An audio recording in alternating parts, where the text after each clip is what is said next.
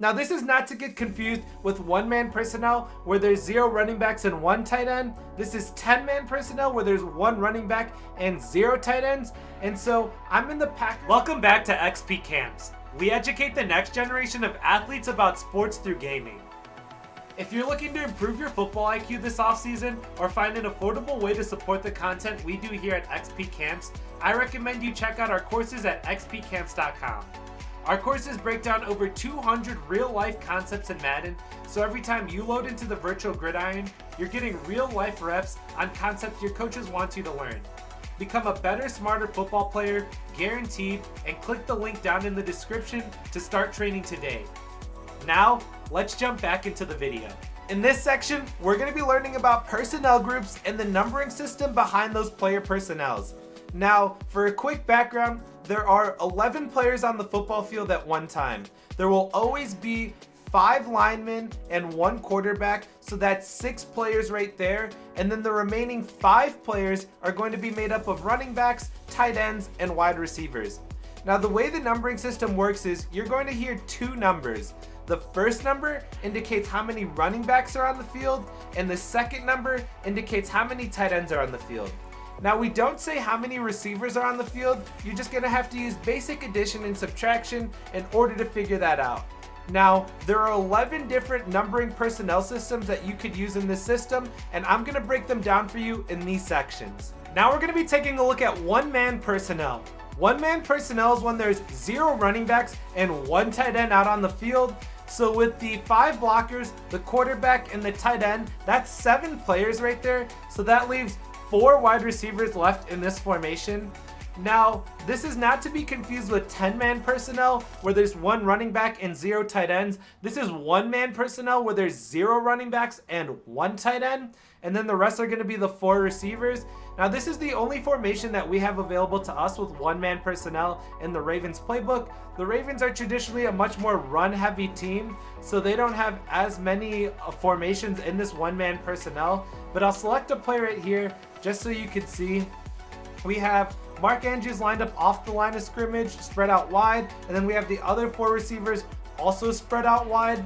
Now, when you see the one-man personnel group, it's traditionally going to be an empty backfield, which means the quarterback is going to be the only player lined up in the backfield.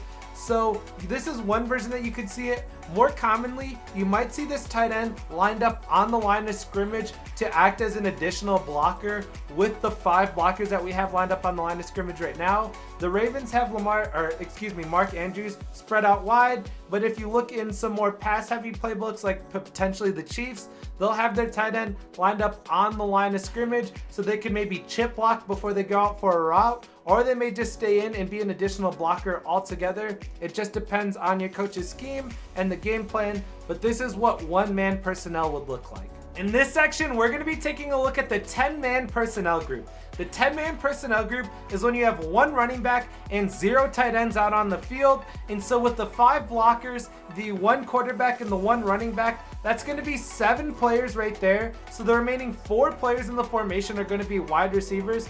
Now, this is not to get confused with one-man personnel where there's 0 running backs and 1 tight end. This is 10-man personnel where there's 1 running back and 0 tight ends. And so I'm in the Packers playbook right now, and they have this pack trips formation that I'll select here. So you can see this is what the personnel group would look like. So traditionally in this, you'll have the running back in the backfield, and then you'll have 4 wide receivers spread out wide.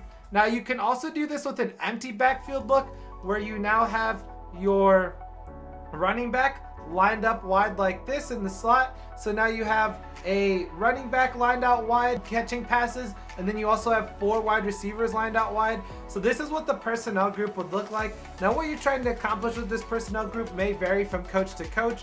Some may keep this running back in tight so that you could still be a threat in the run game. Some may line them out wide like this, and this is now more of a pass-heavy formation where you're not going to really scramble as much unless you have a Lamar Jackson who's always a threat to run the football.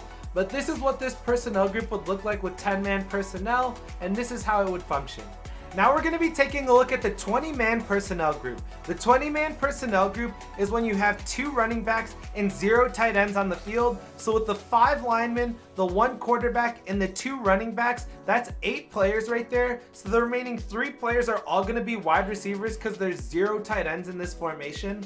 Now, this is the only formation in the Ravens playbook where we have 20-man personnel, but one thing I'd like to highlight is once you start getting into the 20s, you can either have 2 halfbacks or a halfback and a fullback like the Ravens have right here. So think about teams like the 49ers and the Ravens who utilize their fullback a lot more versus other teams, whereas some other teams may use the 20-man personnel group to have 2 halfbacks out there. Think of a formation like split back where you have a quarterback in shotgun and 2 halfbacks lined up on either side of the quarterback. So I'll select a play right here, and now we can see we have the fullback and the halfback lined up in the backfield with Lamar Jackson, and then we have the 3 wide receivers lined out wide. Now what teams are looking to accomplish with the 20-man personnel group could drastically vary. Like I said, with teams like the 49ers and the Ravens, traditionally their 20-man personnel will have a fullback, so it's still a pretty balanced look where the fullback can act like the tight end and still give them some blocking support in the run game.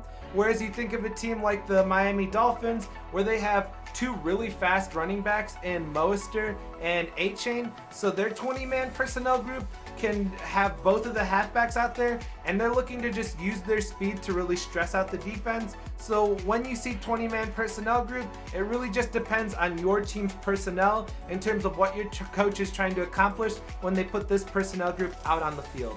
Now we're going to be taking a look at 22-man personnel. 22-man personnel is when you have 2 running backs, 2 tight ends out on the formation. So with the 5 down linemen, the quarterback, the 2 running backs, and the 2 tight ends, that's going to be 10 players right there. So we're only going to have 1 receiver out in this formation.